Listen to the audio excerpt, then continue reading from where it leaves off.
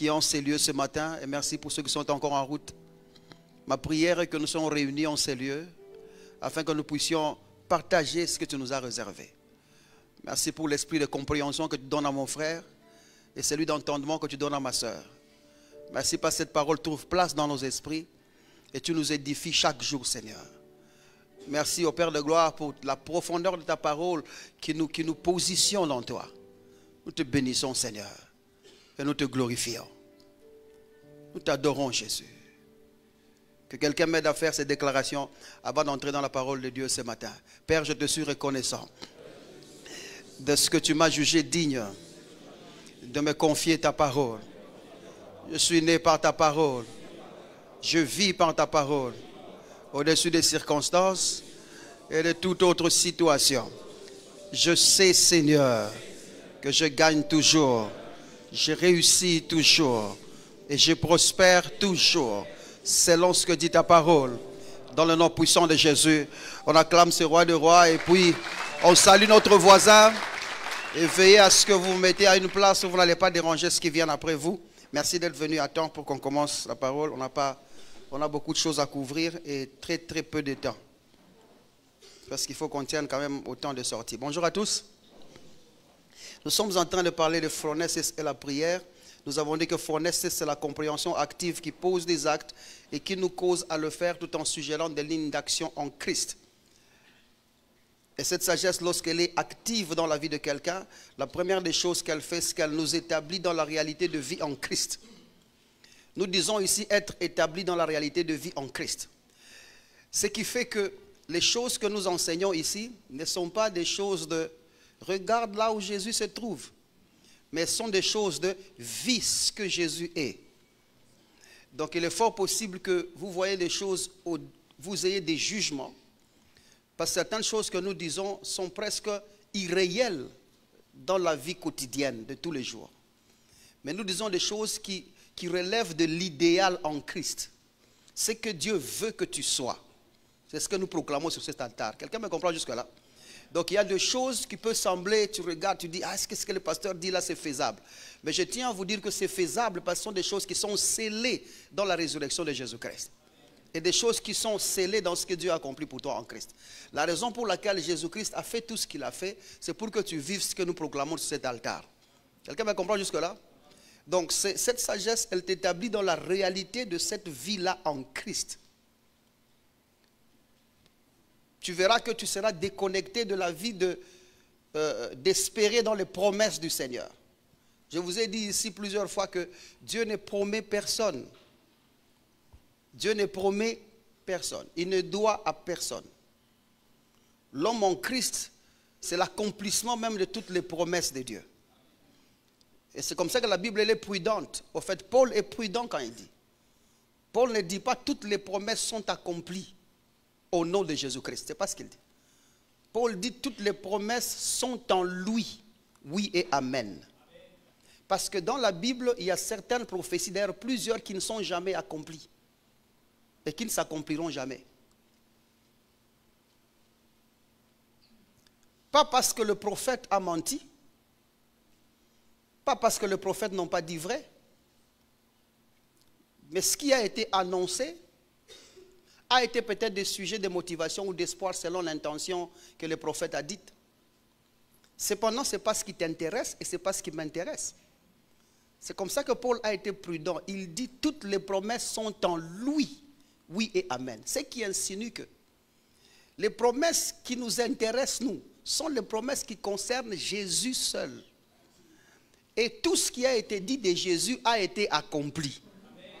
Mais tout ce qui est de votre truc là, oh non Israël, oh non nation, ça, même si ça ne s'accomplit pas, ça fait ni chaud ni froid à Dieu. Parce qu'il y a des appréhensions des prophètes, les intentions des prophètes, ils ont dit ce qu'ils ont pu dire. Et je vous dis bien, certaines promesses ne s'accompliront pas. Et c'est là que j'ai même dit l'autre fois, lorsque vous êtes en train de vouloir voir l'accomplissement de la fin des temps, fin des temps, si vous allez vous référer au signe d'Israël, vous serez toujours en retard. Dieu ne peut pas fonder sa décision dernière sur les faits physiques, matériels ou humains. C'est en Christ que ça se fait. Je ne sais pas si vous me comprenez mon français jusque-là. C'est-à-dire qu'il ne voit pas, non, maintenant Israël est rentré, la fin du monde est proche, ça va rater encore. Tu peux faire tous les calculs eschatologiques possibles, tu peux faire les calculs de 1000 ans comme tu veux, ça ne coïncidera pas. Ça ne coïncidera pas. Et d'ailleurs, Jésus nous a bien dit, ce n'est pas à vous de pouvoir demander quand est-ce que Dieu va faire ces choses. Il dit, c'est au Père lui-même. C'est au Père d'annoncer la fin. Et c'est l'expression ce que ça veut dire. C'est à lui, c'est au Père. Jésus ne dit pas que je ne connais ni l'heure ni le temps. Cette expression-là ne dit pas qu'il ignore le jour. Parce que Dieu et Jésus fusionnent, non? Ce n'est qu'une seule personne. Jésus n'est pas ignorant. En d'autres termes, il est de la responsabilité du Père de donner l'aval au Fils pour venir sauver. Le rôle de Jésus-Christ, c'est accomplir le salut. Et il a fait ça. Le rôle du Saint-Esprit aujourd'hui, c'est garantir la bonne marche et la maturité de l'Église. Et le rôle du Père, c'est proclamer la fin de tout. Tu es avec moi jusque-là? Donc c'est au Père qui a la responsabilité de proclamer la fin. C'est ce que Jésus veut dire. Ça ne veut pas dire qu'il ignore complètement le temps, il ne sait pas c'est quand. Non, c'est pas. En fait, aide-moi à dire à ton voisin, grandis un peu mon cher. Un peu, hein? Donc c'est au Père, c'est comme c'était au Fils la mort, l'ensevelissement et la résurrection, c'est au Père la proclamation de la fin. C'est comme ça que Jésus dit, ce n'est pas à lui, ni ce n'est pas à vous de le faire. Quelqu'un me comprend jusque-là? C'est-à-dire que toutes les promesses sont en Christ. Notre attention sera sur ce que Dieu a dit de Christ. Y a-t-il quelque chose de Christ qui ne s'est pas accompli? Vous ne trouverez pas. Tout ce qui est dit de Christ est accompli. C'est comme ça que toutes les promesses sont en lui, oui et amen. Et Dieu ne t'a pas promis une voiture, gloire à Dieu. Dieu ne t'a pas promis une maison, gloire à Dieu. Donc que tu meurs locataire, ça ne le fait ni chaud ni froid. Dieu ne sera pas tenu menteur parce que toi tu es morte célibataire. Dieu ne sera pas tenu menteur parce que toi tu n'as pas fini les études. Dieu ne sera pas tenu menteur parce que tu es né dans une famille où personne ne pouvait pas payer tes études. Non. Toutes les promesses qui sont oui et amen ne concernent que Christ et lui seul. C'est clair jusque-là? Laissez-moi un peu dire ça. Parce que nous parlons de la réalité de vie en Christ. Et c'est bien d'énoncer 2 ou 3 points comme ça. Hier, j'ai passé par une église, là, j'ai trouvé l'orchestre en train de faire une répétition. Et ils ont chanté une chanson qu'on a chantée tous quand nous étions encore un peu ignorants là. Seigneur, j'élève ton nom. Vous connaissez la chanson? Le refrain. 1, 2, 3. Tu veux chanter. Il n'y a pas de pièces chanter. Alléluia. 1, 2, 3. Tu veux.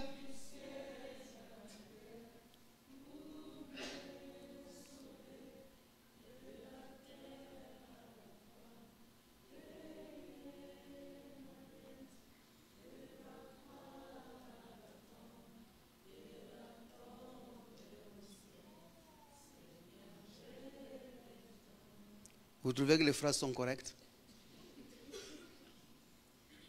Quelque chose ne va pas? Hein? Ce n'est pas tu viens du ciel. Jésus n'est pas venu du ciel. Il est sorti de Dieu. Ça va? Pour me sauver, c'est ça, non? De la terre à la croix. C'est quoi? Tu viens du ciel à la terre pour me sauver. Et puis il dit de la terre à la croix, payer mes dettes, c'est ça, non? De la croix à la tombe pour faire quoi? Là on ne dit rien. Et de la tombe à... Non. De la tombe il n'est pas allé au ciel. De la tombe il est rentré auprès du Père. Vous voyez la nuance? Donc tu peux être là en train de chantonner, mais tu as 2-4 lignes qui sont fausses dans la chanson. Et ça risque de créer une mauvaise appréhension. Lorsque Jésus ressuscite, il n'est pas allé au ciel. Quand Jésus ressuscite, il est allé auprès du Père. Et du Père, il est rentré vers nous qui l'attendions pour le salut. Et quand nous l'avons vu, il a dit Shalom. Nous avons dit Shalom avec lui et nous avons dit tu es Seigneur et notre Dieu. Ça va jusque-là? Et de là, il est allé au ciel. C'est où au ciel? Hein? En nous. Maintenant, quand tu dis au ciel, c'est comme si tu vois que la terre, c'est le sol, et le ciel, il est parti comme ça. Il est en nous, parce que c'est lui qui était avec nous, l'a-t-il dit lui-même. Je suis avec vous et je serai en vous. Le ciel de Jésus, avec toute sa gloire, c'est en toi. Tu t'imagines? Tu t'imagines que tu es le cosmos spiritos de Christ? Tu véhicules toutes les galaxies spirituelles de Dieu. C'est toi, au fait. Jésus règne en toi. Si tu savais ça depuis longtemps, tu vivrais autrement au nom de Jésus-Christ.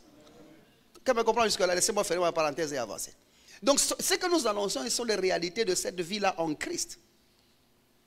Et nous avons insisté que lorsque cette sagesse commence à fonctionner, tout ce qu'elle fait là, en nous apportant les suggestions détaillées de cette vie, ou en nous octroyant les affirmations qui boostent nos déclarations, ou en nous ramenant à cette conscience de sa présence, de la fusion avec lui, tout ce que ça fait, c'est nous ramener ou nous pointer à cet homme en Christ. Cet homme en Christ qui est saint, qui est juste, qui est glorieux, et qui ne peut pas être maudit, qui ne peut pas être possédé. Ce sont des choses que nous clamons tous les jours. Et nous avons dit donc la compréhension de cet homme en Christ-là devient cruciale dans cette génération. Elle devient importante dans cette génération. Au fait, être chrétien sans connaître l'homme en Christ, c'est du passe-temps. C'est vraiment du passe-temps. Au fait, tu es étranger dans ta propre vie, quoi. Tu vas vivre une vie au minimum de ce que Dieu a réservé pour toi. Et quelle pitié de passer à côté de ce que Dieu a fait pour toi. La révélation de l'homme en Christ t'établit dans les choses correctes. Et tu vas poser des actes correctement et vivre dignement selon que Dieu l'a destiné au nom de Jésus-Christ pour toi. Et c'est comme ça que nous avons dit la compréhension de l'homme en Christ apporte donc l'assurance qui booste nos convictions. Tu vois, quand nous déclarons des choses comme ça, Romains chapitre 14, verset 23, je pense, ça commence à avoir un sens. Lorsque nous disons que la compréhension de l'homme en Christ, c'est ce qui apporte l'assurance qui booste qui soutient nos convictions. C'est exactement ce que Paul voulait dire en Romains ici, chapitre 14. Regardez avec moi. Je ne sais même pas si à ce rythme, mais je vais finir ce que j'ai prévu aujourd'hui. 14, verset 23. Il dit, mais celui qui a de doutes au sujet de ce qu'il mange est condamné parce qu'il n'agit pas par conviction. Pour que tu vives une vie digne, tu dois agir par conviction. Et c'est la connaissance de l'homme en Christ qui t'établit au fait dans cette conviction-là. Pour que cette sagesse commence à poser des actes et te causer à poser des actes, il faut que tu parviennes à la révélation de l'homme en Christ pour marcher dans cette conviction-là. Parce qu'en fait, on dit tout ce qui ne résulte pas de la foi est péché. Voué à l'échec. C'est ce que ça veut dire. Donc tout acte que tu poses qui ne sort pas de tes convictions, qui ne sort pas de ce que tu crois, c'est voué à l'échec. Tu aurais bien fourni d'efforts, tu aurais bien ce que tu aurais fait, mais aussi longtemps que tes actes ne sont pas motivés par ce que tu crois ou ne viennent pas de tes convictions, c'est voué à l'échec. Ça ne produira pas de fruits excomptables devant Dieu. Quelqu'un me comprend jusque-là? Et c'est là que nous disons que la révélation de l'homme en Christ devient importante. La deuxième des choses, nous avons dit que la révélation de l'homme en Christ, c'est celle qui bannit la crainte et les confusions primaires, tout en nous établissant dans l'amour de Dieu. Je dis bien nous établir dans l'amour de Dieu. Les petites notions comme le péché, les ténèbres, les démons, les critiques. Ça prend fin quand tu connais l'amour de Dieu. Quand tu sais que Dieu t'aime, les critiques ne comptent plus. Tu ne réagis pas comme un païen quand on te critique. Tu ne veux pas répondre comme un païen quand on te critique. Tu ne menaces pas les gens quand on te critique. Il y a des gens, quand on les critique, commencent à menacer les gens. Cet esprit de menace-là, c'est l'absence de la révélation de l'amour de Dieu.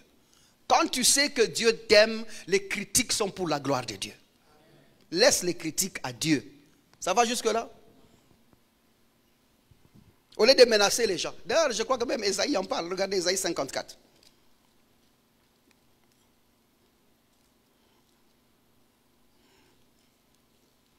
Esaïe 50, je crois que ça doit être verset 9. Ou 10.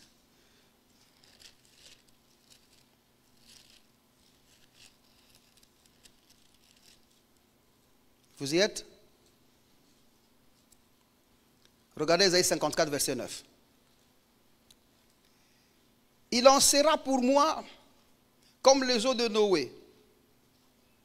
J'avais juré que les eaux de Noé ne se répandraient plus sur la terre. En fait, ça c'est un texte qui vient juste après la prophétie de ce que Jésus-Christ devrait faire pour nous. Maintenant que Jésus-Christ est mort pour nous, voilà ce qui s'ensuit. Il dit, j'ai juré. Verset 9. Il dit, j'ai juré que les eaux de Noé ne se répandraient plus sur la terre. Je jure de même de ne plus m'irriter contre toi. Je jure de même de ne plus m'irriter contre toi parce que maintenant j'ai reçu le sacrifice qu'il fallait. La mort de Jésus-Christ a été accomplie. On parle d'Ésaïe 53. Vous êtes avec moi jusque-là? J'aimerais me situer dans les temps. Maintenant, il dit, je jure de ne plus m'irriter contre toi. Au fait, le fait que Jésus-Christ est ressuscité, il n'est plus irrité contre toi. Dieu ne te reproche plus de rien. Et puis il ajoute, et de ne plus te menacer. C'est-à-dire que Dieu ne menace personne. Et si Dieu ne menace personne, toi non plus tu ne menaces personne. L'esprit de menace, ce n'est pas un esprit de Dieu. C'est un esprit du diable et une manifestation de la révélation du manque de compréhension de son amour. Quand tu sais que Dieu t'aime, tu ne menaces personne. Regardez le verset 10. Il dit, quand les montagnes s'éloigneraient, quand les hommes même te quitteraient, et quand les collines chanceleraient, quand les hommes deviendront instables devant toi, et ne seront plus fidèles à toi. Il dit, mon amour ne s'éloignera point de toi. Et mon alliance de paix ne chancelera point, dit l'Éternel, qui a compassion de toi. Voyez que l'œuvre de Christ, c'est l'œuvre de l'amour de Dieu. Et Dieu l'a fait en toute compassion. Dieu ne t'a pas sauvé parce qu'il avait pitié de toi. Je répète, Dieu ne t'a pas sauvé parce qu'il avait pitié de toi. Nous avons vu Jésus sur terre. Il n'a pas guéri les malades parce qu'il avait pitié d'eux. La pitié ne change pas la vie de quelqu'un. Au contraire, la pitié contribue au prolongement de la souffrance de l'autre. Quand vous trouvez un mendiant en route qui te demande et puis tu ajoutes 1000 francs sur sa souffrance, tu ne termines pas son problème. Lorsque tu agis avec pitié, tu maintiens la personne dans le problème. Mais Dieu nous demande d'agir par compassion. Lui, il agit par compassion parce que c'est le produit de l'amour. Quand on aime, on est compatissant. Et quand on est compatissant, on sort quelqu'un de son problème. C'est comme ça que quand Jésus agissait par compassion, il disait, lève-toi, prends ton lit et marche. Tu es guéri, ouvre les yeux. Tu vois, quand tu agis par compassion, tu sors quelqu'un des problèmes. Et Dieu est venu chez nous en toute compassion. Il nous a sortis du problème que nous avions. Quelqu'un me comprend jusque-là? Ce que nous voulons dire ici, c'est que quand tu comprends ce que c'est l'amour de Dieu, tu agis par compassion, tu ne t'irrites pas, tu ne menaces personne. Ceux qui n'ont pas la révélation de l'amour de Christ menacent les gens. Dieu ne nous menace pas, il n'a pas oint ses serviteurs pour menacer les gens. C'est ça, non? Vous allez mourir. Si vous faites ça, vous allez mourir. Vous allez voir. Un homme de Dieu ne peut pas parler comme ça. Et ça commence à me déranger que comment est-ce qu'un homme rempli du Saint-Esprit peut être menaçant? Ce n'est pas possible. Vous êtes avec moi jusque-là? Allons-y un peu là. Troisièmement, nous avons dit que la compréhension de l'homme en Christ, en fait, transporte nos déclarations en affirmation divinement fondée. Qu'est-ce que nous voulons dire par là? Lorsque tu parles, tu dois savoir que ce que tu dis, c'est ce que Dieu a dit. Responsabilise ta bouche aux propagandes du dire des dieux. Ramène ta bouche à ne dire que ce que Dieu dit. Et aie la conscience que tout ce que tu déclares, c'est ce que Dieu a dit. Quand tu connais l'homme en Christ, en fait, tes paroles sont transportées aux affirmations divinement fondées. Quand je parle, c'est Dieu qui a parlé. Quand tu as dit à une maladie, maladie part. Ça veut dire que cette maladie doit partir. Et quand tu parles, tu te dis déjà que Dieu ne revient pas sur la même chose 2 fois. Vous êtes avec moi jusque-là? Et tu as cette certitude que ce que tu as dit a les résultats et a le poids de produire les locutions qui ont été annoncées. Tu ne parles pas pour rien. Je parle à quelqu'un jusque-là. Laissez-moi un peu entendre votre amen, comme ça je continue. Et c'est sur base de ça que nous avons dit, certaines déclarations que nous faisons ne sont pas correctes. Par exemple, dire des choses comme « nous prions, mais n'oublions pas que nous sommes des Africains ». Ça, ce sont des phrases qui semblent correctes, qui résonnent bien. Mais cette phrase, nous avons dit, tout ce qu'elle fait, c'est qu'elle exprime une affirmation identitaire qui s'oppose vigoureusement à l'homme en Christ et qui s'oppose à l'essence même du salut. Quelqu'un qui déclare que je suis africain, je suis congolais, je suis chrétien, mais je suis chinois, je suis chrétien, mais je suis belge, je suis français, nous avons notre manière de vivre tous. Tu es en train de renoncer à l'homme en Christ. Ça ne te fait pas intelligent, ça ne te fait pas souple, ça te fait seulement quelqu'un qui est perdu et qui est déconnecté complètement à ce que Dieu a fait pour lui en Christ. Parce que nous avons prouvé ici, par la parole de Dieu, que l'homme en Christ n'a pas de race, l'homme en Christ n'a pas de sexe, l'homme en Christ n'a pas de rang social. L'homme en Christ, il est de la maison de Dieu et il est membre de son peuple. J'ai discuté avec un frère qui m'a posé une question pour dire, pasteur, vous avez dit que vous n'avez aucun problème sur le ministère de la femme. Je ne vous ai même pas encore dit. Je n'ai même pas encore parlé de ce que vous comprenez par ministère de la femme. Parce que dans la Bible, il n'y a pas un truc qu'on appelle ministère de la femme. Si vous connaissez où se trouve le ministère de la femme, dites-le moi. Dans la Bible de Genèse à Apocalypse, il n'y a pas ce qu'on appelle ministère de la femme. Et il n'y a non plus ce qu'on appelle ministère de l'homme. Et moi j'ai été clair, j'ai dit au bien-aimé, j'ai dit mon frère, oh non pasteur, parce que comment est-ce que vous semblez ignorer que Paul dit clairement que la femme ne peut pas prêcher. J'ai dit d'oser, je ne suis pas encore là. J'ai seulement dit ce qui est clair. Si une personne se tient devant l'altar, cette personne-là, si c'est un homme, il n'a pas le droit de parler dans l'assemblée des saints. Tout homme, si c'est une femme, elle n'a pas le droit de parler dans l'assemblée des saints. Cette phrase, elle est vraie pour un homme et elle est vraie pour une femme. A le droit de se présenter devant l'assemblée des saints et de parler de la part de Dieu seulement l'homme en Christ. Et l'homme en Christ n'a pas de sexe. J'ai dit, ce n'est que l'intro. Ça va? Ce n'est que l'un.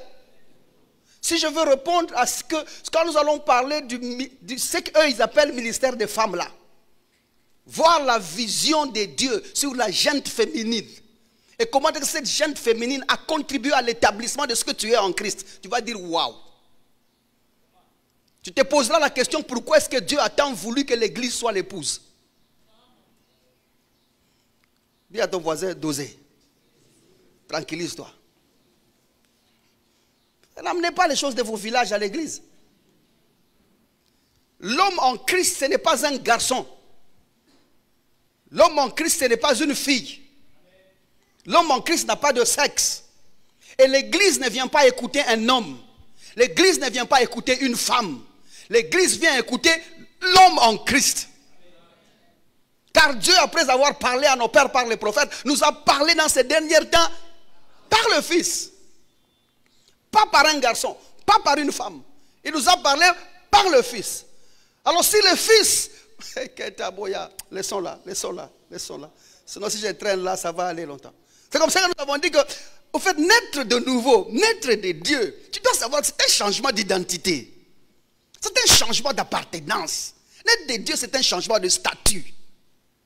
Nous n'avons même pas encore parlé de statut parce que nous sommes en train encore de parler d'appartenance. Quand tu comprends ça, les choses changent. L'homme en Christ a changé son identité il y a longtemps. L'homme en Christ a changé son appartenance. Il n'appartient plus à la même personne.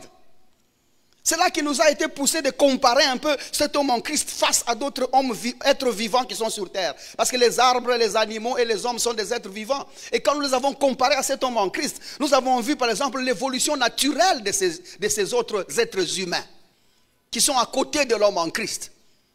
Nous avons vu leur évolution naturelle. Nous avons dit que ces gens-là, tous sont dans un même écosystème. Ils sont tous de ce monde, sous cette galaxie. Cependant, l'homme en Christ, il est en Dieu. Il est de Dieu. Il est en Christ. Il est d'en haut. Il n'est pas dans leur système de ce monde. Quelqu'un me comprend jusque-là? Si vous sortez un être vivant de la terre, vous l'amenez dans l'homme en Christ, il meurt. C'est ça, non? On ne peut pas accéder dans l'homme en Christ sans mourir. De la même manière que vous pouvez prendre un chat, vous l'amener sur Mars, il va mourir. Parce que ce n'est pas son écosystème. Cependant, l'homme en Christ, il n'est pas de leur écosystème. Et Paul dit clairement que nous étions de leur. Maintenant, nous ne les sommes plus.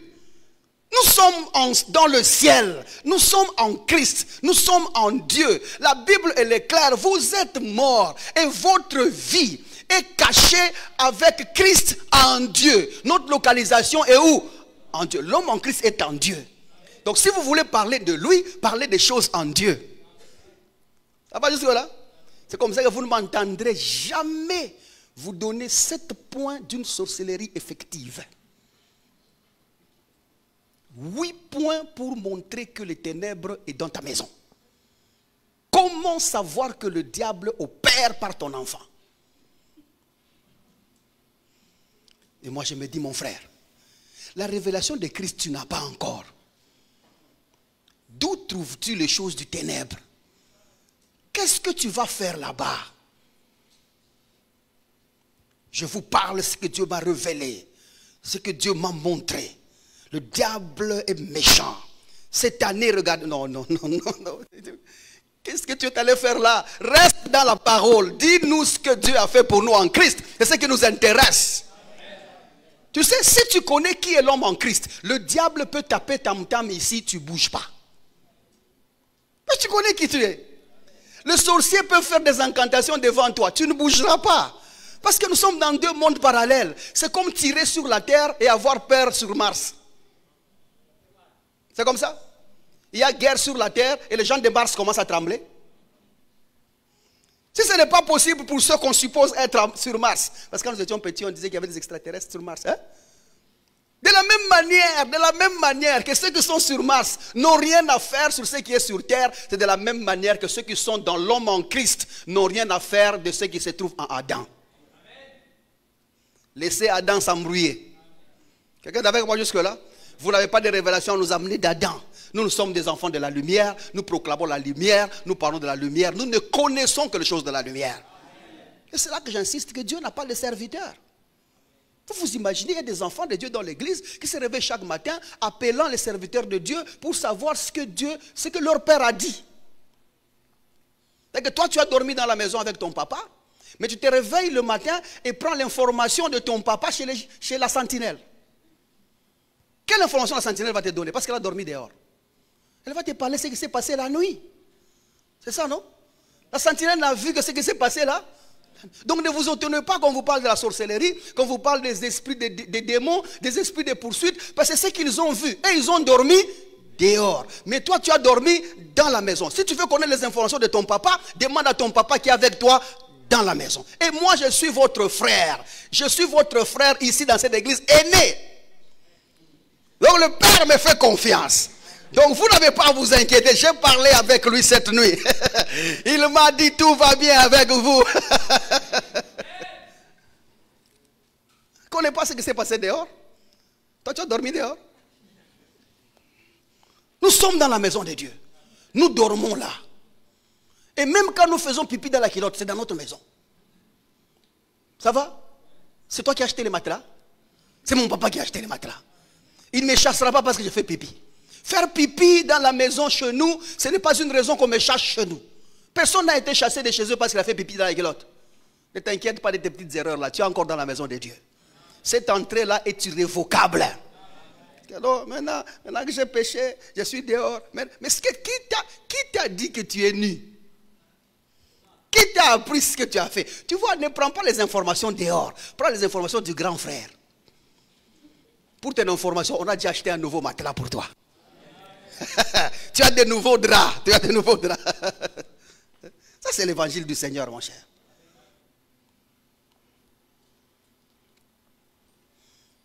Et quand nous avons comparé aussi cet homme en Christ par rapport au cycle des autres êtres vivants, nous avons compris que les autres êtres vivants, tout ce qu'ils font, ils naissent, ils croissent, ils se reproduisent et ils meurent. Et quand nous avons associé la naissance, la reproduction et la mort autour de l'homme en Christ, ou encore la croissance autour de l'homme en Christ, nous avons vu que l'homme en Christ, lui, il est né pas comme un homme. Lui, il est né de Dieu, il est né de la parole. Et la croissance de cet homme en Christ, ce n'est pas une croissance de l'aliment de ce monde. L'homme en Christ ne peut grandir que par la parole.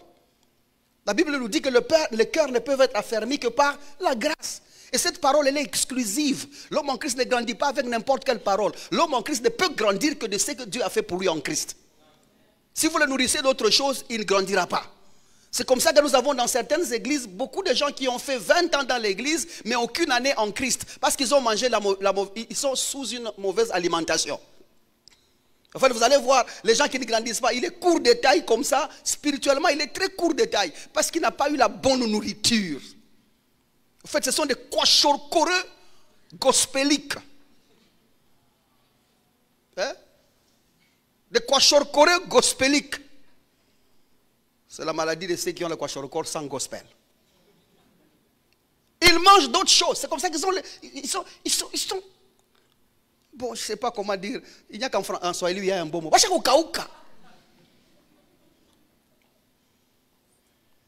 Et quand nous avons dit comment est-ce que l'homme en Christ se reproduit, l'homme en Christ se reproduit par la parole, pas comme les hommes se reproduisent.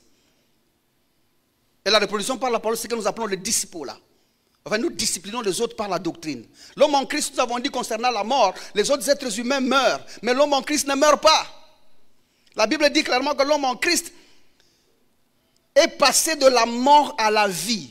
C'est-à-dire que la mort, c'est un problème résolu. Elle-moi dit, c'est un problème résolu.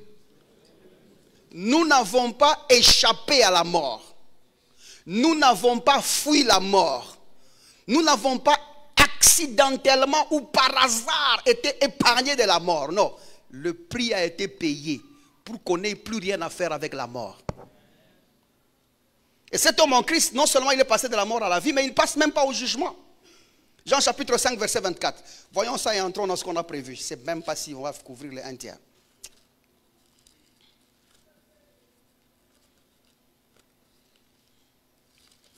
Je disais Jean chapitre 5 combien?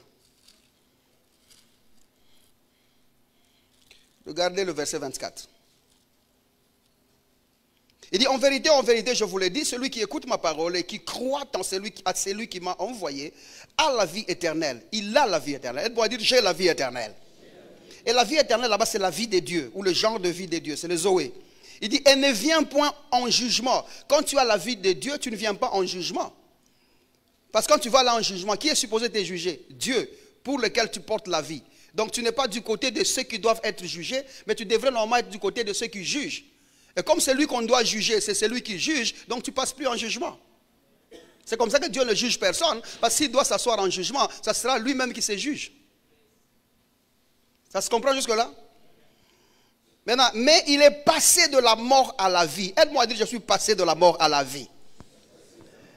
Nous avons longuement parlé ici de quelle vie s'agissait-elle et de comment est-ce que nous avons reçu cette vie-là dans nos précédents sermons. Mais aujourd'hui, nous voulons nous concentrer sur la description de cette vie-là en vue de notre positionnement dans cette identification-là. Parce que si tu ne connais pas le genre de vie de Dieu que tu as reçu et son caractère, tu ne pourras pas te positionner quand on a dit que tu as reçu la vie de Dieu.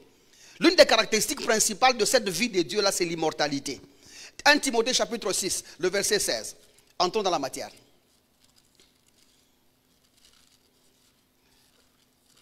Je cours derrière le temps qui est passé trop vite, mais en même temps, je dois parler lentement pour essayer d'asseoir ce qu'on est en train de dire.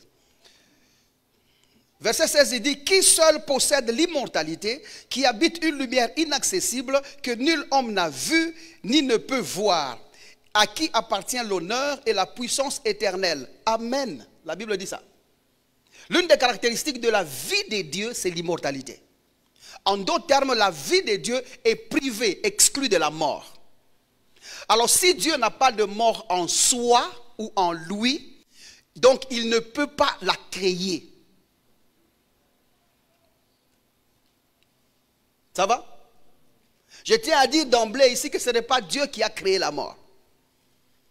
Et la Bible n'a jamais dit que Dieu a créé la mort. Je vais y revenir plus tard parce que tout ce que nous allons dire ici, aujourd'hui, ce n'est que l'introduction de ce que je vais parler un autre jour. Ça va? Donc je demande votre patience pour que nous entrons dans ça. Je dis bien, ce n'est qu'une introduction de ce que nous allons parler un autre jour. Parce que nous devons démontrer l'immortalité. Et prouver comment est-ce qu'il n'est pas possible pour cet homme en Christ d'avoir de partenariat avec la mort. La mort, au fait, c'est une ovni concernant l'homme en Christ. L'homme en Christ n'a aucune approche avec la mort. Il ne la connaît même pas. Parce qu'il est né dans une maison où la vie seule existe. Celui qui connaît la mort, c'est l'homme à Adam. L'homme en Christ n'est même pas informé de la mort. On va en parler plus tard là. Maintenant, regardez, quand nous parlons de cette description-là, nous avons dit que l'une des caractéristiques principales, c'est l'immortalité qui se trouve dans cette vie. Mais regardez ce que Paul nous dit. 2 Timothée, chapitre 1er, à partir du verset 10. On peut commencer à partir du verset... Commençons à partir du verset 8, pour prendre l'élan. N'ayez donc point honte du témoignage à rendre à notre Seigneur. N'ayez pas honte de l'évangile. Il dit, ni de moi le prisonnier, son prisonnier. Il dit, mais souffre avec moi pour l'évangile. Ce n'est pas souffrir sans manger. Souffre avec moi pour les... C'est-à-dire prendre les dispositions nécessaires pour prêcher l'évangile en tout temps et en toutes circonstances. Quelqu'un me comprend jusque-là? Ce n'est pas que ceux qui prêchent l'évangile doivent souffrir. Ce n'est pas ce que la Bible dit. Est-ce que vous lisez avec moi? Il dit, souffre avec moi pour l'évangile. Par la puissance de Dieu, c'est ça l'évangile, qui nous a sauvés et nous a appelés à une vocation sainte. Il dit, non à cause de nos œuvres, mais selon son propre dessein. C'est ce que Dieu a préparé. Et selon la grâce qui est encore l'évangile, qui est cette parole qui nous a sauvés, qui est la puissance de Dieu, il dit selon la grâce qui nous a été donnée en Jésus-Christ avant les temps éternels. C'est-à-dire Dieu a prévu que nous ne vivions que par la grâce. Quelqu'un me comprend jusque-là? Et qui a été manifesté, cette grâce-là, cet évangile-là, cette parole de Dieu, cette puissance de Dieu a été manifestée maintenant par l'apparition de notre Sauveur Jésus-Christ. Maintenant que Jésus est apparu, j'aime bien quand les disciples, voyez, avant les disciples disaient non, Jésus est né de Marie, Jésus est né de Marie. Mais quand la révélation a commencé à grandir, ils ont commencé à éviter ces mots naître de Marie. Vous êtes avec moi jusque-là? Ils ont compris que ce qui s'est passé là-bas était une apparition en fait. Et je vais y revenir aussi plus tard quand nous allons parler de ces choses-là. J'ai dit ce que j'ai dit aujourd'hui, ce n'est qu'une introduction, ça va? Maintenant, nous sommes où? C'est quel verset où nous sommes? Verset 10. Et qui a été manifesté maintenant par l'apparition de notre Seigneur Jésus-Christ. Jésus, quand il est apparu, qu'est-ce qu'il a fait? Il dit, qui a détruit la mort et a mis en évidence la vie et l'immortalité par l'évangile. Ça sont des versets qui me transportent. Il a mis en lumière l'immortalité par l'évangile. Non seulement Jésus nous a présenté la vie de Dieu, mais Jésus aussi a mis en lumière, il a exposé l'immortalité par l'évangile. C'est-à-dire que la révélation de l'évangile de Dieu t'établit dans le fondement de l'immortalité. Si tu n'as pas la révélation de l'évangile, tu ne connaîtras pas que dans ce que tu as reçu de Christ est la soustraction de la mort. J'ai dit ce n'est qu'une introduction, ça va? C'est comme ça que j'évite mes phrases pour que ça soit un peu clair et surtout pour ceux qui sont là pour la première fois ou ceux qui sont encore un peu petits, bébés, qu'on avance un peu ensemble. Ce qui voudrait dire que Paul scelle ici que par l'évangile que nous avons, l'évangile qui nous a sauvés, non seulement nous avons reçu la vie de Dieu, mais cet évangile a exposé l'immortalité. Au fait, ce qui a manqué à l'église jusqu'à aujourd'hui, c'est l'exposition de l'immortalité. C'est la présentation de l'immortalité. C'est la mise en lumière de l'immortalité. Nous avons presque excusé la mort. Il n'y a dans aucune assemblée où tu trouveras quelqu'un prêcher comme je suis en train de le faire ici. Tous excusent la mort. On trouve que c'est un fait normal attaché à l'être humain ou attaché à un homme qui ne pourra se détacher. Et pourtant, si la mort, l'ensevelissement et la résurrection de Jésus-Christ n'a pas mis mort fin à la fin, le salut n'est pas complet. Parce qu'il est censé, ce salut est censé avoir été promulgué, accompli parce que l'homme a péché. Et c'est du péché que vint la mort. Et si le péché a été vaincu, la mort, séparation avec Dieu et la mort physique doit prendre fin. Sans être excusé. Donc ce n'est pas l'état de ton corps qui va justifier que tu vas mourir. Et même moi qui vous parle ici et qui répète que ce n'est qu'une introduction, même après avoir parlé l'autre sujet que je parlerai là, même si je meurs après avoir parlé, ce n'est pas une preuve suffisante que tu peux mourir. Quelqu'un est avec moi jusque là? Même si vous m'enterrez demain, gardez une chose, avant sa mort, il nous a dit que l'homme en Christ ne meurt pas. Frère, vous m'entendez? Je vous ai laissé les testaments, non?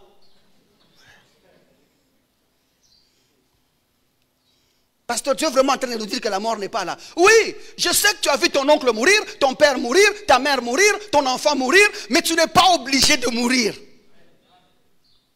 Parce que dans la fabrication, dans la constitution de l'homme en Christ, il n'y a pas la mort. Tout ce qui a constitué le mélange de cet homme en Christ-là, pour qu'il soit, tous ces ingrédients n'ont pas la mort en soi, même pas les gènes de mort. Nous sommes allés avec eux à l'électrophoreuse. Nous avons perforé tous ces gens-là qui ont constitué l'homme en Christ. Et en eux, il n'y a pas de A mort ou S mort. Tous n'ont que la vie comme substance. Et il n'est pas possible qu'une concoctation de vie puisse produire la mort. Bon.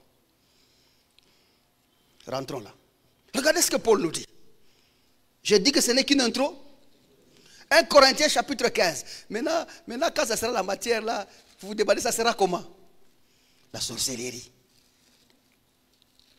1 Corinthiens chapitre 15. Regardez quelque chose qui nous intrigue. Et qui constitue, au fait, qui nous appelle à une autre dimension ici. 1 Corinthiens chapitre 15. Commençons au verset 25. Il dit, car il faut qu'il règne. Ça parle de Jésus. Il faut que Jésus règne jusqu'à ce qu'il ait mis tous ses ennemis sous ses pieds. Il faut qu'il règne jusqu'à ce qu'il ait mis tous ses ennemis sous ses pieds. Observez, cette phrase n'a pas été bien traduite par Louis II. Mais j'aimerais d'abord établir deux faits qui peuvent nous interpeller ici. Notez qu'il dit, il faut que Jésus règne jusqu'à ce qu'il. C'est ça, non? Je relis. Il faut qu'il règne jusqu'à ce qu'il ait tout mis, il ait mis tous ses ennemis sous ses pieds. Donc, la première des choses que cette phrase nous dit clairement, c'est que le règne de Jésus a une péremption. Jésus ne règne pas éternellement. Le règne de Jésus a une fin. Donc Jésus qui règne aujourd'hui, un jour, ce trône-là va finir. J'aime votre silence, s'il vous plaît. Parce qu'on dit c'est jusqu'à ce que. C'est-à-dire que du moment qu'il aurait que, son règne finira. En fait, s'il règne encore, c'est parce qu'il n'a pas encore mis tous ses ennemis sous ses pieds. Vous êtes avec moi jusque-là? Et il ajoute, et le dernier ennemi qui sera détruit, c'est la mort. Laissez-moi d'abord dire ici une autre chose qui est un peu plus semblable. Lorsque vous voyez dans la construction de cette phrase-là, jusqu'à ce que, j'ai dit elle est mal traduite, on doit peut-être jusqu'à ce qu'il ait mis. Ce n'est pas comme ça. Ça doit être jusqu'à ce qu'il mette. Est-ce que vous me comprenez? Ce n'est pas jusqu'à ce qu'il ait mis, mais c'est jusqu'à ce qu'il mette. Parce qu'au fait, le temps grec conjugué ici, c'est un temps un peu compliqué, c'est le subjonctif aoriste. Un subjonctif aoriste, au fait, de second degré, mais qui est actif. Du verbe titemi, qui est mettre. Ok? Ça doit se conjuguer dans le subjonctif aoriste ou second actif. Ça doit se conjuguer jusqu'à ce qu'il ait, non qu'il ait mis, mais jusqu'à ce qu'il mette. Pourquoi? Parce que ce que Paul va insinuer là, ce qu'il conjugue là, c'est un temps qui ne peut être utilisé que pour établir un moment culminant ou un moment d'accomplissement. Il y a un temps à accomplir ça. Et il y a un climax. Le top de top du fin de ce que Jésus-Christ est venu faire, c'est parvenir à finir avec la mort. Bien évidemment, quand Jésus ressuscite, il ne présage pas quelque chose d'incomplet. Quand il ressuscite, il en a fini avec la mort du péché, ce qui veut dire la séparation entre Dieu et l'homme.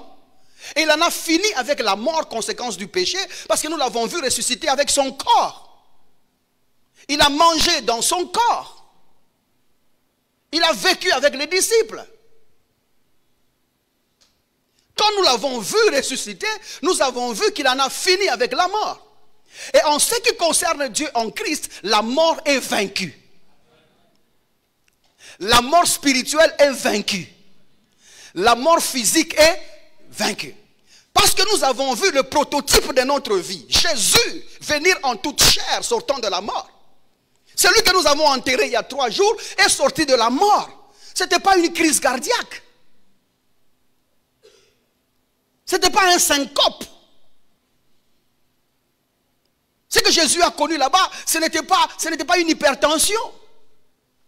C'était la mort effective. Et actuellement, il y a même une université là qui a démontré que Jésus ne pouvait pas survivre à ce qu'il a vécu là. Je vous parle d'une université moderne. Et les faits, je vais vous les exposer un jour. J'en avais même parlé ici. Ce que Jésus a connu à la croix, il ne pouvait pas s'en sortir. Mais nous l'avons vu sortir. C'est comme ça que l'inquiétude de Thomas n'est pas une inquiétude des abrutis ou des incrédules. C'est une inquiétude de bon sens. Il a vu la souffrance de son Seigneur. Il a vu ce que Jésus a connu. Me dire qu'il est sorti de la mort, quoi qu'il aurait dit qu'il reviendrait, il faut que je voie. Est-ce que nous sommes ensemble jusque-là? Moi, je ne l'attribue pas la faute. Parce que quand nous rentrons dans le bon sens, on a besoin de questionner les choses. Et la chrétienté, ce n'est pas une abrutisation des âmes. La chrétienté a de la valeur parce qu'elle peut questionner. Vous êtes avec moi jusque-là? Nous nous posons des questions aux faits. C'est comme ça que cette parole a été démontrée, prouvée, correcte. Parce que quand la science l'a confrontée, la science a été humiliée. Quand la psychologie l'a confrontée, la psychologie a été humiliée. Quand tous ont été humiliés parce que la parole de Dieu a gagné toujours. Jésus, quand il sort de la mort, nous voyons qu'il en a fini avec cette mort. Alors que veut donc dire ça? Il règne donc jusqu'à ce que. Et le dernier ennemi qui sera vaincu, c'est la mort. Allons-y un peu, avant que je ne précipite dans ce que je suis en train de dire. Ah, mon temps est fini, Seigneur Jésus. On arrête là? Ah, on n'arrête pas? Je vous ai eu. Lorsque Paul dit que le dernier ennemi qui sera détruit, je vais faire vite, je parle quelques minutes et puis on parle.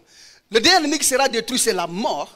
En fait, il faut connaître que dans le contexte de Paul, Paul est en train de parler de la résurrection des morts. Son sujet principal, c'est la résurrection des morts. À partir de 1 Corinthiens chapitre 15, tout ce qu'il démontre là, c'est la résurrection des morts. Et il parle du fait que ceux qui sont morts avec Jésus ressuscitent avec lui. Et ceux qui sont morts en Adam, bon, ils ne reviennent plus, quoi. Vous voyez? Ils ne sont pas là. On ne parle plus d'eux. Et on va expliquer plus tard ce que ça voudrait dire. Mais il y a quand même 2 ou 3 choses à reconnaître ici dans ce que Paul est en train de dire. Quand il dit qu'il détruit, ou il a détruit la mort, le dernier ennemi qui sera détruit, c'est la mort, ça insinue aussi qu'il appelle ennemi. Il appelle le dernier ennemi. Vous voyez bien que si la mort est un ennemi, donc il n'est pas avec nous dans le camp de l'homme en Christ. Ce qui veut dire que Dieu ne peut pas l'utiliser pour quoi que ce soit. Parce que la mort est ennemi. Ennemi de Dieu, ennemi des hommes. Laissez-moi un peu avancer. Vous êtes là jusque-là? C'est là que d'autres disent, par exemple, oh non, pasteur, vous voyez, bon, la mort physique, c'est une réalité, au fait. C'est inévitable. Chaque personne qui vit sur terre doit mourir. D'ailleurs, la Bible dit qu'il est écrit pour tout homme de mourir et de parvenir au jugement. C'est tout homme-là, Jésus l'a pris tout homme. Et il l'a amené dans la mort. Il a connu le jugement. Nous l'attendons seulement qu'il sorte du jugement qui nous dit vous êtes acquittés. Et il l'a fait une fois pour toutes. Cette phrase-là parlait de Jésus-Christ, pas de nous. Quelqu'un est avec moi jusque-là? Non, la mort c'est une vérité. Tu finiras par vieillir, tu vas mourir, et puis ça sera tout. Non, et puis. Quelqu'un m'a dit non, la mort, Dieu l'a laissé là. La mort physique, Dieu l'a laissé là. Parce que c'est l'unique voie pour rencontrer le Seigneur. Bon, si c'est l'unique voie pour rencontrer le Seigneur, l'homme en Christ là, il est où? Aujourd'hui là, l'homme en Christ il est où? Loin du Seigneur? dans une autre pièce et le Seigneur dans une autre pièce. L'homme en Christ a déjà fusionné avec le Seigneur. Quelqu'un me comprend jusque-là? L'homme en Christ, ce n'est pas la mort qui nous amène à Dieu. C'est la foi en Jésus-Christ qui nous a amenés à Dieu. Ce n'est pas la mort physique qui te mènera à Dieu. Ce n'est pas la mort physique qui t'amène au ciel. Ce n'est pas la mort physique qui t'amène auprès du Seigneur. C'est la foi en Jésus-Christ qui t'a placé là où tu te trouves. Et nous ne sommes pas en train d'aller vers quelque part. Nous sommes déjà là où Dieu voulait que nous soyons. Il faut ramener la manque des unités. Quelqu'un me comprend jusque-là? Alors maintenant, quels sont les faits que nous voulons établir tout en proclamant cela? Quand vous dites que l'homme en Christ doit mourir pour aller voir le Seigneur, au fait, ça c'est contre ce qu'il est. Parce qu'en réalité, fermer les yeux ne veut pas dire que tu deviens aveugle. Parce que même quand tu fermes les yeux, tu continues à voir. Est-ce que nous comprenons? Quand tu es aveugle, tu es aveugle. Que tu aies les yeux ouverts, que tu aies les yeux fermés, tu es aveugle. Mais quand tu vois. Que tu aies les yeux fermés ou que tu aies les yeux ouverts. L'homme en Christ est déjà en Dieu. Qu'il meure ou qu'il soit vivant, il est déjà en Dieu. Ce n'est pas sa position physique qui change, qui affecte quoi que ce soit. C'est là que Paul est en train de dire, être absent dans ce corps, c'est être présent avec le Seigneur. C'est-à-dire que je n'ai rien fait au fait. C'est comme, je suis déjà là. Je suis déjà dans le Seigneur. Que je perde ce corps ou que je l'ai, je suis déjà dans le Seigneur. Je ne change pas d'adresse. En d'autres termes, l'homme en Christ n'est pas affectable par la mort. La mort ne change pas sa localisation. La mort ne déplace pas son positionnement. Il est là où il devait être. La mort est morte dans cette église au nom de Jésus-Christ.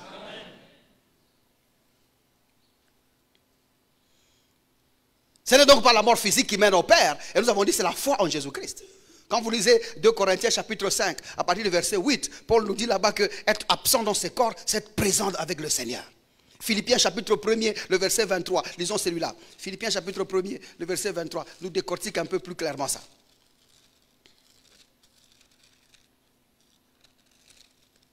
Vraiment, je crois que dans 5 minutes, je dois arrêter parce que sinon je risque d'aller, aller. Philippiens chapitre 1er, regardez le verset 23e. Il dit, je suis pressé de tous côtés. Je désire de m'en aller et d'être avec Christ. Je désire de m'en aller et d'être avec Christ. Ce qui de beaucoup est le meilleur, parce que beaucoup de gens veulent que je meure, que je disparaisse. Il dit, mais à cause de vous, il est plus nécessaire que je demeure dans la chair. Regardez comment est-ce que Paul est en train de dire. Paul, au fait, fait le choix. Je peux mourir ou ne pas mourir, je suis là déjà. Quelqu'un est avec moi jusque-là? Que vous mourrez ou que vous ne mourrez pas, vous êtes là. Donc vous choisissez de mourir ou vous choisissez de vivre. C'est comme entrer dans un véhicule et y descendre. Vous êtes avec moi jusque-là? Un véhicule qui est là, soit vous y entrez ou vous descendez. C'est-à-dire que l'homme en Christ, en ce qui concerne la vie de la chair, choisit lui-même s'il veut mourir ou s'il veut vivre. Et toi, tu as fait quel choix? Tu as fait quel choix? La deuxième des choses que nous remarquons là, c'est que Jésus-Christ a vaincu la mort pour tous ceux qui croient. C'est ce que l'auteur aux Hébreux chapitre 2 verset 9 nous démontre. Verset 14 et 15 aussi nous montrent la même chose. Et Apocalypse chapitre 1 verset 18 nous montre la même chose. Que Jésus-Christ est mort, il en a fini avec la mort. Il dit même que je détiens le clé de la mort et du séjour des morts. C'est-à-dire que pour lui, il a vaincu la mort. Ça, c'est ce qu'un chrétien doit savoir. La troisième des choses, c'est que la victoire sur la mort, c'est la résurrection. La résurrection, ce n'est pas revenir à la vie. La résurrection, en réalité, c'est être avec le Seigneur. Quelqu'un me comprend jusque-là? C'est comme ça que Lazare est revenu à la vie, mais il n'est jamais ressuscité. Parce que ressusciter, c'est être ou avoir la vie de Dieu. C'est naître de Dieu. Mais revenir à la vie, c'est être encore esclave de la mort. Et toi, tu n'as pas connu en Christ la résurrection de Lazare. Tu as connu en Christ la résurrection de Jésus. Tu es ensemble avec Jésus sorti de tombeau. D'où, dans la substance de ton être et de celui que tu présentes ou exposes, est l'absence de la mort. Je parle à quelqu'un jusque-là. Donc la victoire sur la mort qui est la résurrection, en réalité c'est le socle même de la nouveauté de vie. Une nouvelle vie, une nouveauté de vie en Christ qui ne met pas l'accent sur la victoire sur la mort ou la résurrection d'entre les morts est morte. La foi en Christ ne trouve fondement que si la mort est vaincue. Parce que c'est l'unique fait physique qui montre que l'homme est pécheur. Et si le péché a été vaincu par cet homme-là en Jésus-Christ, donc la mort physique doit être absente. Ça c'est une réalité biblique. Regardez 1 Corinthiens chapitre 33, là, 1 Corinthiens chapitre 15, le verset 16. Voyons ce que Paul dit. Regardez le verset, on peut commencer au 16e. Car si les morts ne ressuscitent point, Christ non plus n'est pas ressuscité. Il ne parle pas de revenir à la vie ici. Il parle de ressusciter. Si les morts ne ressuscitent pas, Christ non plus n'est pas ressuscité. Et puis il ajoute, et si Christ n'est pas ressuscité, votre foi est vaine. Vous êtes encore dans le péché, et par conséquent aussi ceux qui sont morts en Christ sont perdus. C'est-à-dire que la vie chrétienne est directement liée à la vérité qui est attachée à la résurrection. Si la mort existe encore, c'est-à-dire que tout ce que nous faisons là c'est vain. C'est comme ça qu'un prédicateur qui excuse la mort ne peut pas être digne d'annoncer l'évangile. Parce que l'évangile trouve fondement sur l'absence de la mort. Ça va jusque là? Elle m'a dit à ton voisin, ne meurs pas, tu nous fais honte. Et d'ailleurs, si tu meurs maintenant, tu vas aller t'ennuyer là-bas. Parce que nous allons traîner, je te dis frère, nous allons traîner. Je ne viens pas maintenant. Et pour ton information, il n'y a pas de chorale. Donc ne pense pas que tu vas te distraire avec les chansons, il n'y a pas de chorale. Il n'y a pas de louange, non, pendant que je suis là, comme le frère Sinclair traîne encore, on va me donner moi aussi l'occasion de chanter dans les chœurs. Il n'y a pas de chœur. Pas de cœur. Regardez Romains chapitre 6. Là, il fait le socle même de ce que nous disons. Ça, c'est même le clou qui enfonce la doctrine. Romains chapitre 6, verset 9. On commence à 8. Or, si nous sommes morts en Christ, nous croyons que nous vivons aussi avec lui. Vrai ou faux? Sachant que, aide-moi à dire sachant que. J'aime bien chaque phrase qui commence par sachant que. Sachant que Christ, ressuscité des morts, reprenons, sachant que. Est-ce que toi-même tu sachant que? Je pense que tu ne sachant que pas. Sachant que Christ, ressuscité des morts, tous ensemble, ne meurt plus. On peut le dire ensemble, ne meurt plus. Pas ne meurt pas, ne meurt plus. Ayant connu la mort, il ne la connaît plus. Il ne le reconnaît plus la mort. Continuons la phrase. La mort n'a plus de pouvoir sur lui. C'est-à-dire que l'homme en Christ, la mort n'a plus de pouvoir sur lui. Donc s'il meurt, il aurait cédé au pouvoir de la mort. Quand nous disons que la mort n'a plus de pouvoir, c'est que la mort n'a plus ce qu'il faut pour amener l'homme en Christ à la mort. Parce que Christ ressuscité ne meurt plus. Alors aujourd'hui, si je commence à excuser la mort, en t'annonçant même qu'il y a un esprit de mort qui te poursuit, cet homme-là est dangereux. Quelqu'un qui te parle comme ça, il est dangereux. Au fait, arrête avec les sorciers de chez vous, attaque-le. Et je t'autorise de l'amener même en justice, parce que tu as des textes légaux ici.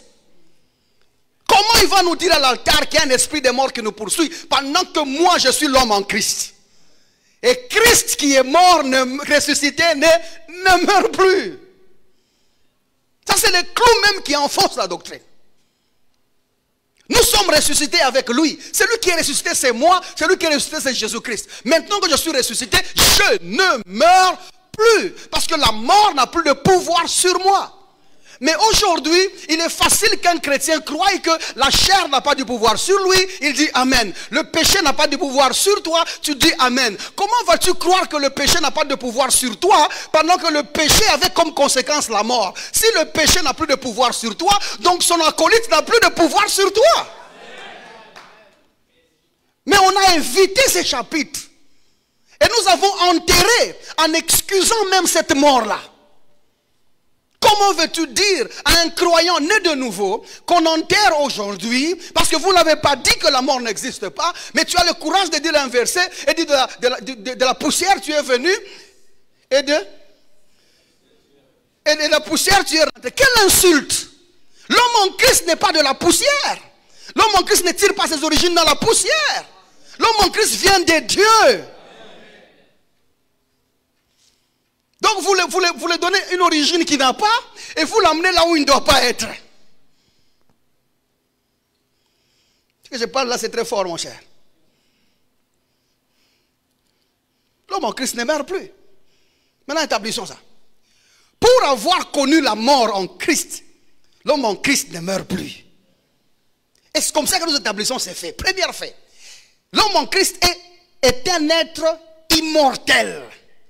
C'est ce que nous voulons dire aujourd'hui. L'homme en Christ est un être immortel. Pourquoi il est immortel? À cause du genre de vie qu'il le contient. Il a la vie de Dieu et la vie de Dieu a comme caractéristique principale l'immortalité. La deuxième des choses, l'homme en Christ est immortel parce que en lui est l'absence de la mort. La concoctation de sa personne est absente de mort. Quand je parle de mort, j'inclus aussi les décès. Ça, c'est des choses différentes là. L'homme en Christ ne meurt pas, ne décède pas. C'est comme ça que le vocabulaire utilisé dans la Bible, c'est il rend l'âme. C'est lui. Il fait quoi? Il rend. On ne l'arrache pas. Il fait quoi? Il rend. Après avoir écrit les livres, laisser les enfants dans l'héritage normal, construire des maisons, préparer même là où on va t'enterrer, même l'argent de ton enterrement, tu as laissé. Hein? Tu vois, tu sens que maintenant, bon, tu aurais tout fait. Maintenant, tu dis, bon, là, je peux faire quoi? Seigneur, laisse-moi me reposer. Tu ne vas pas comme tu pensais aller là. Tu vois, à partir d'aujourd'hui, si tu entends des choses comme ça, tu vas commencer à dormir avec l'assurance de te réveiller demain. Le sommeil, c'est un repos, ce n'est pas une mort. Ça va? Va dans le sommeil tranquillement, ton cerveau a besoin de te reposer. Il ne faut pas rester là, non. Je suis éveillé parce que je sens des attaques. Je sens des attaques. Tu ne connais pas l'homme en Christ, tu es comme ça. Quand tu connais l'homme en Christ, tu te couches et tu t'endors. Tu ne fais pas cette prière-là, Seigneur, je suis en train de dormir. S'il arrivait que je meurs aujourd'hui, mon âme est entre tes mains. Mais si je vivrai demain, je raconterai tes merveilles. Tu es dans l'insécurité, tu ne te connais pas. Elle m'a dit, j'aime l'homme en Christ, j'aime l'homme en Christ. Je suis cet homme en Christ-là. Donc j'ai dit, l'homme en Christ est un être immortel parce qu'à cause du genre de vie qu'il a et de l'absence de mort qui est dans sa personne. La deuxième chose, c'est que l'homme en Christ est éternel. C'est différent. L'homme en Christ est éternel. Quand on dit éternel, nous ne parlons pas du prolongement des jours. Mais nous parlons de ce changement de positionnement. Être éternel veut dire, ou celui qui a reçu la vie éternelle, c'est celui qui a reçu la vie de Dieu. En d'autres termes, tu as quitté la vie de la mort, maintenant tu es dans la vie de Dieu. Tu as changé de positionnement. Quand on dit l'homme en Christ est éternel, c'est parce qu'il est en Dieu. Il est avec le Seigneur. Il a reçu le Zoé.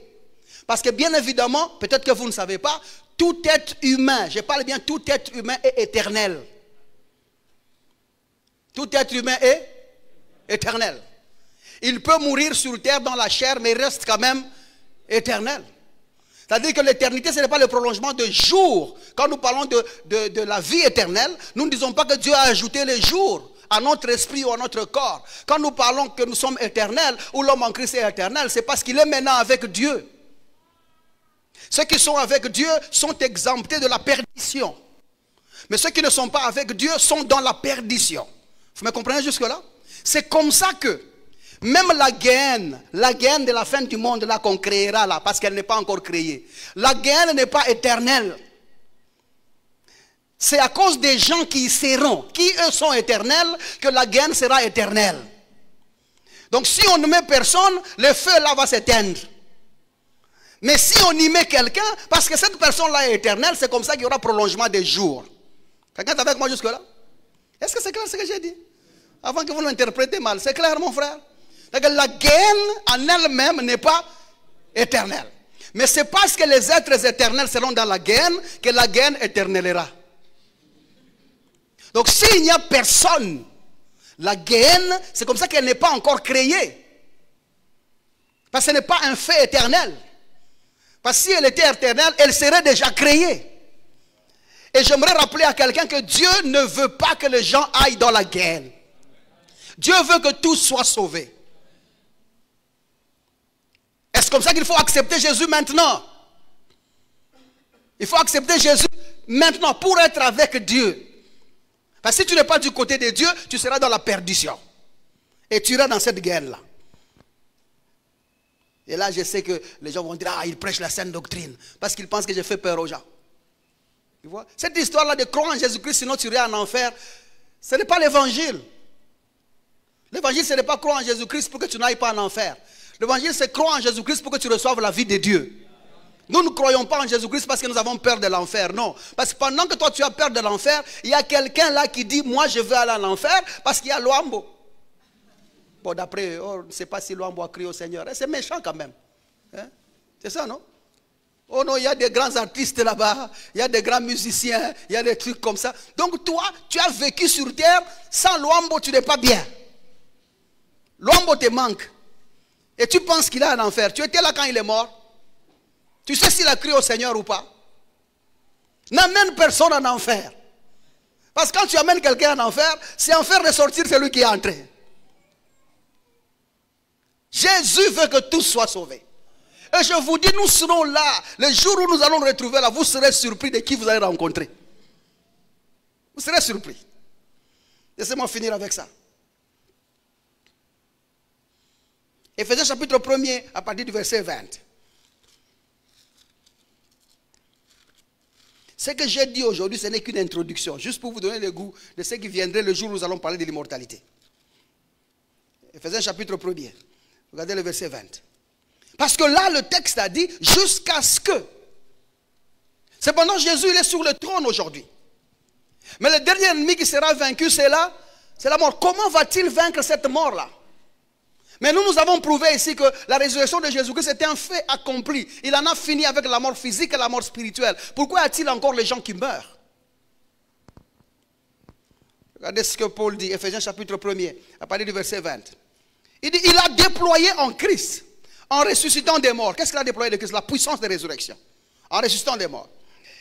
Et en le faisant asseoir à la droite dans les lieux célestes. Jésus est-il assis à la droite dans les lieux célestes? Oui. Nous avons dit que son règne n'est pas éternel, c'est jusqu'à ce que. Donc aujourd'hui Jésus, il règne, lui qui a vaincu la mort, il règne.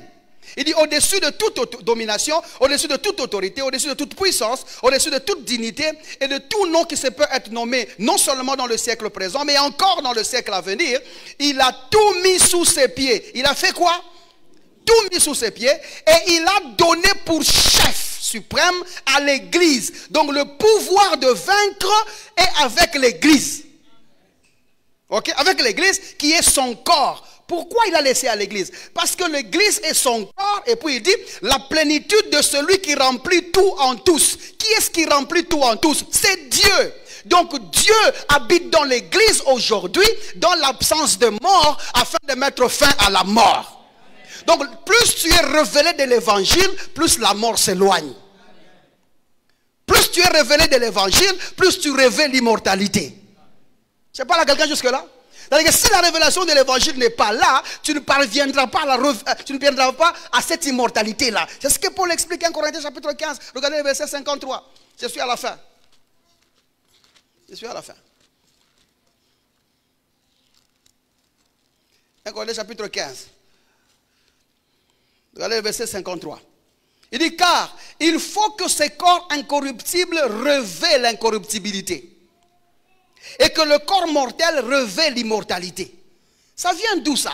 Quand vous lisez au verset 51, regardez comment Paul introduit. Voici, je dis un mystère. Il dit bien c'est un mystère. D'après lui c'était un secret, mais quand on le révèle ce n'est plus un secret. Maintenant ici je ne peux pas dire je dis un mystère. J'aimerais dire à l'assemblée, je vous dis une vérité incorruptible. C'est quoi la vérité incorruptible? Nous ne mourrons pas tous. Nous ne mourrons pas tous. Ce qui veut dire que s'il y a d'autres qui vont mourir, c'est parce qu'ils n'ont pas été informés que l'homme en Christ ne meurt pas. Et Paul explique pourquoi nous ne mourrons pas tous. Il dit, mais tous, nous serons changés en un instant, en un clin d'œil, à la dernière trompette. Il explique là. La suite, il dit, la trompette sonnera et les morts ressusciteront incorruptibles, ceux qu'on aurait enterrés, ils resteront incorruptibles. Et nous, Paul se met sur quelle liste? Ceux qui vont mourir? Ceux qui ne vont pas mourir, ceux dont le Seigneur trouvera debout. Il dit, et nous serons changés. Et moi, je veux être avec eux. Moi, je veux être avec eux. J'aimerais être changé. J'entends la trompette. Quand le Père dira au Fils, va. J'entendrai dans mon cœur aussi, on dit, va. Et nous vîmes. Et vous tous, vous allez nous voir. C'est ça, non? Parce que ça ne sera pas, va, et puis on le regarde, et puis on commence à monter. Non, ça c'est le film. Aide-moi à dire à ton voisin, ça c'est le film. Dieu annoncera la fin par son esprit. Et c'est l'esprit qui est dans son Fils, c'est l'esprit qui est en moi. Quand il va dire au Fils, va. Moi aussi je vais entendre, va. Et qu'est-ce qui va arriver? Nous vite. Et nous serons là.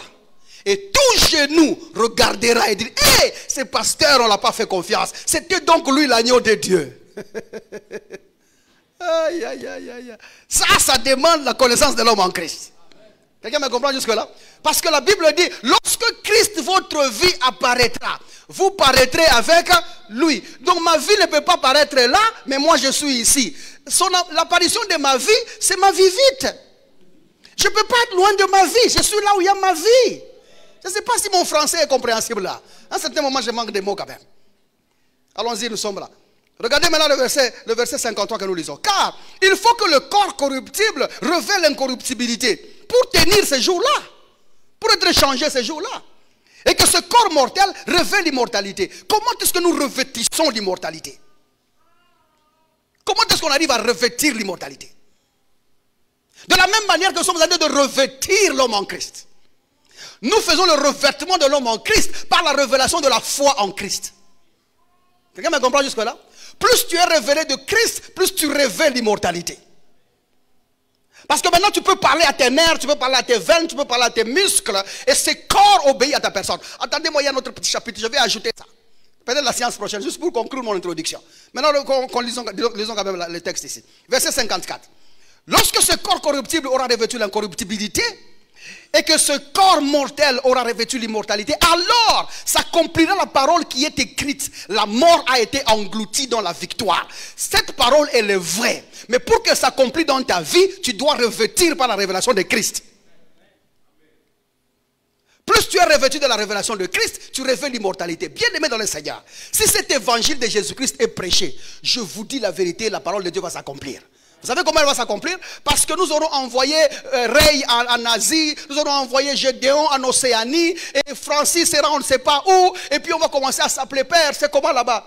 Il dit, Francis, c'est comment? Ça fait combien de temps que tu vis? Non, 140 ans. C'est quoi? Il dit, le papa, je suis fatigué. Donc il n'y a plus de malades, il n'y a plus de malades, tout le monde a déjà crié au Seigneur. Quand nous commençons à prier, d'ailleurs nous nous transportons même. Nous sommes fatigués. Et puis Ray va me dire, ici aussi en Océanie, il n'y a plus rien à faire. Tout le monde a reçu Jésus-Christ comme Seigneur et Sauveur. Et puis une soeur va m'appeler là-bas de Chine. Et dit en Chine, tous les Chinois ont reçu Jésus. Plus personne n'a besoin de Christ. La gloire de Dieu est en train de régner ici. Et maintenant on dit, maintenant on fait quoi? C'est alors que l'esprit et l'épouse disent, viens Seigneur. Vous avez compris? C'est l'esprit et l'épouse qui sont sur terre, dans leur fusion, qui vont dire, viens Seigneur. Il ne viendra pas comme un voleur, nous allons l'appeler. Et quand nous allons l'appeler, Dieu va dire au Fils, va. Et en disant va, je vais entendre aussi va. Et nous vivions. Quelqu'un me comprend jusque-là? Ce n'est qu'une introduction. Ce n'est qu'une introduction. Alors maintenant, c'est que l'homme en Christ, ce qui fait que l'homme en Christ n'est pas ou n'est plus un être vivant. Quand tu comprends ta phase de l'immortalité, tu n'es plus un être vivant. Parce que tous les êtres vivants meurent. Les animaux meurent. Les hommes meurent. Vous voyez, quand je vous parle ici de l'immortalité dans l'homme en Christ, vous vous identifiez à l'homme. Vous n'êtes pas l'homme en Adam. Ce que je dis ici, je parle des choses en Christ. Quelqu'un me comprend jusque-là? Avant de me contester, venez avec moi là où je me trouve. Quand je parle du fait que la mort n'est pas possible, je ne réfléchis pas comme un homme. Je suis en train de réfléchir comme un homme en Christ. Les hommes meurent. Et tu risques de mourir même demain si tu ne fais pas attention. Si tu restes un homme, tu mourras. Les hommes font quoi? Meurent. C'est une vérité humaine de mourir. Tous les êtres humains meurent. Tous les êtres vivants meurent. Les arbres meurent. Les animaux meurent. Les hommes meurent. Parce que tous sont les êtres vivants. Mais l'homme en Christ n'est pas un être vivant.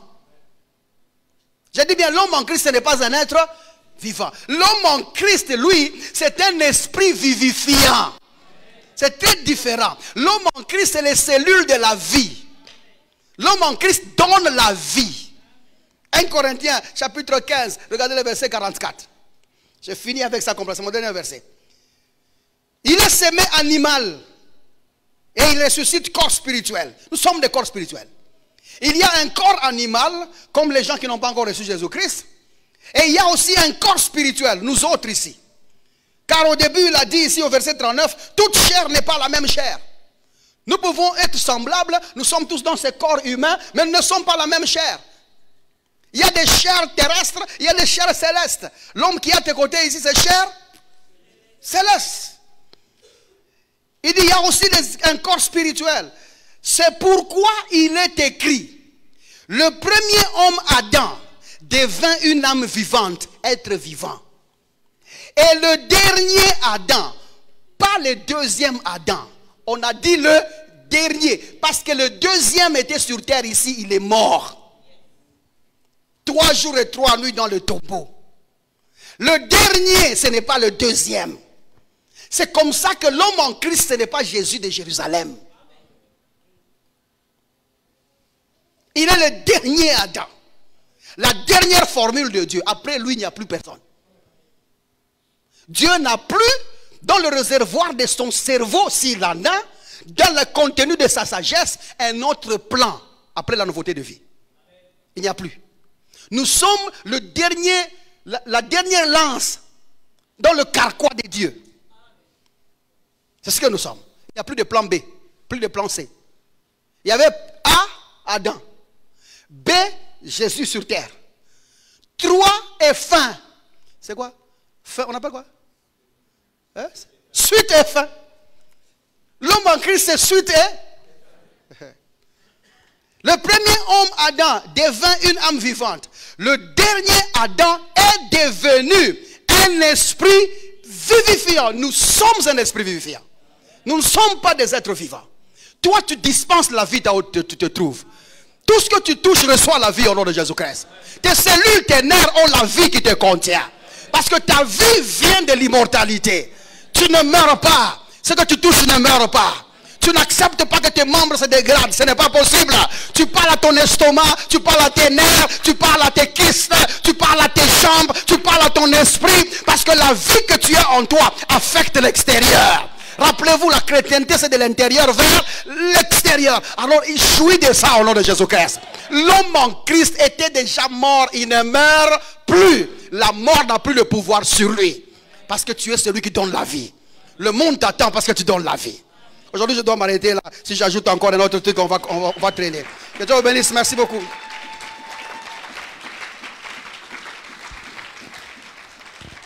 Lève la main là où tu es, comme ça on prie. Père, au nom de Jésus, Ce que nous avons dit, c'est que nous sommes en Christ. Parce que les hommes nous ont enseigné, parce que les hommes nous ont dit. Ta parole est oui et amen. Nous sommes l'homme en Christ qui a vaincu la mort, sur qui la mort n'a aucun pouvoir. Chaque fois que nous tendrons nos mains, nous serons guéris. Chaque fois que nous parlons à la maladie, elle disparaîtra. Chaque fois que nos cellules tomberont, nous le relèverons parce que nous sommes. Car nous sommes la source de vie. Tout ce que nous sommes, c'est la vie, Seigneur. Merci au Père de gloire pour la vie qui est dans mon frère. Il ne vivra pas seulement pour annoncer tes merveilles, mais il vivra parce qu'il est toi. Seigneur, nous scellons l'immortalité dans la vie de mon frère. Nous lui rappelons qu'il est immortel. Au nom de Jésus-Christ. Dans la concoctation de qui il est. Dans la concoctation de qui elle est. Elle ne meurt pas. Et tout ce qui engage son nom et sa personne ne meurt pas au nom de Jésus-Christ. Ils sont bénis et fructueux au nom de Jésus. La vie est dans tout ce qu'ils font au nom de Jésus. Ils gagnent et ils réussissent toujours au nom de Jésus-Christ. C'est dans le nom puissant de Jésus que nous avons ainsi prié. Amen et amen. Cette diffusion a été sponsorisée par des frères et sœurs qui croient en l'avancée de l'évangile de Jésus-Christ et Jésus-Christ crucifié sans additif. Si vous désirez vous joindre à eux, veuillez nous contacter au +243 99 000 27 60 ou encore par email à l'adresse maîtrechurchrdc@gmail.com.